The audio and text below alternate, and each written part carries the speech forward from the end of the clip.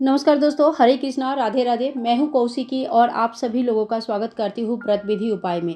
Friends, Chaitra महीने की कृष्ण पक्ष की एकादशी पाप मोचिनी एकादशी आने वाली है। पाप मोचिनी एकादशी का तिथि कब से शुरू हो रही है, कब खत्म हो रही है और पारण हमें कब और कैसे करनी है, इसकी संपूर्ण जानकारी और साथ ही में पूजा विधि मैं आप सभी के साथ शेयर करी हूँ। तो कृपया करके पूरा वीडियो देख लीजिएगा ताकि बहुत ही आराम से और सरल तरीके से घर पर हम पूजा कर पाएंगे। पापमोचिनी एकादशी के दिन अगर आप व्रत नहीं भी रखते हैं तो भी पूजा कर सकते हैं और इससे हमारे जीवन में किया गया पाप का नाश होता है। सो फ्रेंड्स, देखिए, पापमोचिनी एकादशी के दिन सुबह सुबह उठ के नहा धो के तैयार हो जाइएगा। और एकादशी के दिन पीला वस्त्र बहुत ही अच्छा रहता है, अगर संभव है तो पीला वस्त्र पहन लीजिएगा। आज एकादशी नहीं है, मैं इसीलिए पीला वस्त्र नहीं पहनी हूँ, तो मेरे वस्त्र को कृपा करके इग्नोर कीजिएगा। ठीक है। एकादशी के दिन भगवान श्री विष्णु नारायण साथ में माता लक्ष्मी की पूजा करने से घर में धन धान्य संपत्ति की कमी नहीं होती है और सुख समृद्धि और धर्म की प्रतिष्ठा होता है। तो यहाँ पे देखिए, मैंने पीला कलर का एक चौकी लगा लिया है, उसके ऊपर आसन बिछा लिया है और भगवान श्री विष्णु नारायण माता लक्ष्मी जी के साथ एक फोटो विराजमान किया है। आपके पास फोटो मूर्ति जो भी है, आप उनको पूजा कीजिएगा। साथ ही में मैंने यहाँ पे गौ माता रख लिया है। गौ माता में 33 कोटि देवी देवता का वसवास होता है, तो गौ माता का पूजन जिस घर में होता है उस घर में सभी प्रकार की मनोकामनाएं पूर्ण होते हैं। और अगर संतान संबंधित कोई भी दिक्कत आती है ना, तो गौ माता का पूजन आप लोग जरूर करें। गणेश जी को भी यहाँ पे हमने आसन दे दिया है और आप फूलों का आसन देते हुए हम दिया का स्थापना करेंगे। अगर कोई विशेष मनोकामना है तो आज के दिन अखंड दीपदान कर सकते हैं, अखंड दीप का स्थापना कर सकते हैं। और अगले दिन पारण के समय तक ये दिया प्रज्वलित होनी चाहिए। दीपक प्रज्वलित करने के बाद ही हमें पूजन करनी है, तो दीपक का सबसे पहले हम पूजन कर लेंगे। फूल मैंने पहले ही चढ़ा दिया, थोड़ी सी टीका कर लेंगे और इस तरह से दीपक का पूजन होने के बाद थोड़ा सा जल का छींटा देते हुए ओम गंगणेशाय नमः, ओम गंगणेशाय नमः, ओम गंगणेशाय नमः, इस तरह से बोलते हुए गणेश जी की स्नान कराएंगे। और उसके बाद गौ माता का स्नान कराएंगे, लक्ष्मी विष्णु जी की स्नान कराएंगे। तो जो भी देवी देवता बना हुआ है आपके फोटो में, सभी के भाव रूप में स्नान होती है। स्नान होने के बाद ये जो एक लोटा जल है ये यहीं पे हम लोग चौकी में ही रख देंगे और इसके बाद वस्त्र स्वरूप कलावा चढ़ाया जाता है। ओम वस्त्रम समर्पयामि, इस मंत्र का जाप करते हुए सर्वप्रथम हमें गणेश जी को कलावा चढ़ाना है। फिर हमें भगवान श्री विष्णु नारायण माता लक्ष्मी को कलावा चढ़ाना है। आप चाहे तो चुनरी भी चढ़ा सकते हैं। तो देखिए, एकादशी के दिन जब हम माता लक्ष्मी जी की पूजन करते हैं तो इससे घर की बरकत होती है। घर में अगर आपकी आर्थिक तंगी लगी हुई है तो आप हर एकादशी में भगवान विष्णु जी के साथ साथ माता लक्ष्मी की भी पूजा शुरू कर दीजिएगा। गौ माता को भी हम यहाँ पे वस्त्र चढ़ाएंगे और एकादशी के अगले दिन यानी कि द्वादशी के दिन पारण से पहले हमें कुछ ना कुछ दान सामग्री जरूर निकालनी है।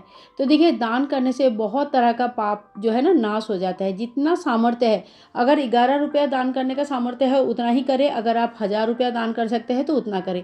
दान देखा देखी नहीं होती है, अपने हिसाब से अपने खुशी से होती है। ठीक है। आप सभी को हम टीका लगाएंगे, तो भगवान को सभी को टीका लगाते हैं चंदन से। साथ ही में माता लक्ष्मी जी को हम रोली या सिंदूर का टीका लगाते हैं। दिया का भी पूजन हमने पहले ही कर लिया, अगर आपने पहले नहीं किया है तो दिया का पूजन अब कर लीजिएगा। इस तरह से सभी का टीका होने के बाद तो देखिए, दुर्वा घास और साथ ही में एक फूल हम गणेश जी को चढ़ाएंगे। भगवान श्री विष्णु नारायण को तुलसी दल जरूर चढ़ाइएगा। तो देखिए, संडे के दिन पूजा है, तो संडे मतलब 15 तारीख संडे हो रहा है, 15 तारीख को ही हमें मनानी है, एकादशी की पूजा करनी है। तो संडे के दिन तुलसी जी को ना जल चढ़ता है और ना ही इनकी पत्ते तोड़े जाते हैं। तो इसीलिए पहले ही आप पत्ते तोड़ के रख लीजिए ताकि संडे के दिन आप आराम से पूजा कर पाएंगे। ठीक है।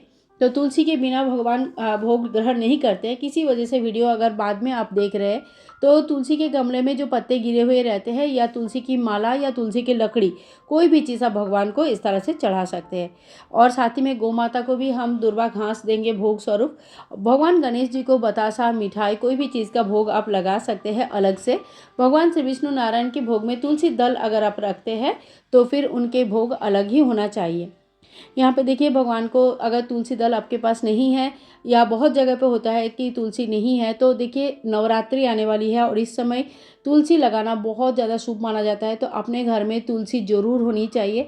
और अगर बार बार तुलसी ख़राब हो रही है तो आप एकाधिक तुलसी लगाइए। तुलसी के जो बीज है ना, ये भी आप गमले में लगा देंगे ना, तो इससे भी छोटे छोटे पौधे आते रहते हैं, तो तुलसी आपके घर में हमेशा विराजमान रहेंगी। इसके बाद देखिए, ये एकादशी की व्रत जो होता है फलाहारी होती है, तो फल का ही भोग हमें चढ़ाना है। फल का ही कोई फलाहारी भोग आप बना सकते हैं। धूप दीप दिखाएंगे, आरती कर लेंगे, और साथ ही में कुछ दक्षिणा हमें जरूर रखनी है। दक्षिणा द्वादशी के दिन दान कर दिया जाता है, और दक्षिणा के बिना कोई भी पूजा संपूर्ण नहीं होती है। जो 1 लोटा जल हमने चढ़ाया था पूजा के बाद भगवान सूर्य नारायण को आप अर्घ दे दीजिएगा। हाथ में एक फूल लेके इसके बाद एकादशी के हम कथा पढ़ लेंगे या सुन लेंगे। अगर आपके पास बुक है तो आप पढ़ लीजिएगा। कथा पढ़ना बहुत ही ज़्यादा शुभ माना जाता है, और अगर नहीं पढ़ सकते तो फिर आप कहीं से भी सुन सकते हैं। पाप मोचिनी एकादशी की कथा पढ़ने के बाद जो फूल है ये चौकी में ही हम रख लेंगे, और हाथ जोड़ करके पूजा में रही कमियों के लिए क्षमा याचना कर लेंगे। सो फ्रेंड्स, अब जान लेते हैं कि एकादशी कब है। तो एकादशी तिथि शुरू हो रहा है 14 मार्च सुबह 8:10 पर, और समाप्त हो रही है 15 मार्च सुबह 9:16 पर। तो उदय तिथि के हिसाब से 15 मार्च को ही हमें रखनी है एकादशी की व्रत। संडे सभी का व्रत इसी दिन रहेगा। पारण का समय रहेगा 16 मार्च, अगले दिन द्वादशी के दिन पारण होता है, और इस दिन सुबह 6:30 बजे से लेकर सुबह 8:54 तक हमें पारण कर लेनी है। पारण से पहले हमें कुछ दान सामग्री जरूर निकालनी चाहिए, और दान सामग्री निकालने के बाद आप तुलसी दल युक्त जल पीकर, या भगवान को जो भी भोग आप बनाएंगे लगाएंगे वो भी थोड़ा सा पीकर खाकर आप पारण कर सकते हैं। देखिए, जो आरती हम करेंगे ना, ये आरती पूरे घर में घुमाना चाहिए। और एकादशी के दिन रात्रि जागरण का विशेष महत्व होता है।